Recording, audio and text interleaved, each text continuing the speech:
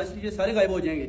आप शुक्र करें कि जंग लग जाए। शाह साहब मुझे ये बताएं कि जो आपकी जिद्दोजहद है खान के लिए, तो आप अगर ज़्यादा फेम ले लेंगे या अगर कोई दूसरा बंदा ज़्यादा फेम लेके लेता है तो आपको इशू होता है किसी दूसरे बंदे? कोई इशू नहीं है, लेकिन मैं तो सपोर्ट करता हूँ। मुझे आज भी एक पीटीआई का वर्कर उस पर तशद्दुद हुआ, बर्मिंघम से कॉल आई कि शाह साहब मैं इंटरव्यू देना चाहता हूँ, मेरी को प्रेस कॉन्फ्रेंस। मैंने कहा इंशाल्लाह आपसे रब्ता करेंगे।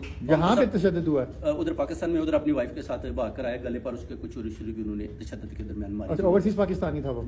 उधर से आया पाकिस्तान से। उसने बोला मेरे ऊपर बड़ा तशद्दुद हुआ तो मैं प्रेस कॉन्फ्रेंस करना चाहता हूँ। मैंने कहा वो इंशाल्लाह आपका इंटरव्यू सैयद सफ्तान शाह साहब से दरखास्त करेंगे कि वो आपका असालम अप्लाई करेगा। असालम अप्लाई करेगा डेफिनेटली, अगर तशद्दुद होता है। देखना इमरान रियाज खान के ऊपर क्या हुआ, तशद्दुद हुआ ना, असालम अप्लाई किया, ठीक है, मिल गया ना उसको। इसी तरह शहबाज गिल को देखें, उसके ऊपर तशद्दुद हुआ, उसने भी ले लिया उधर ग्रीन कार्ड।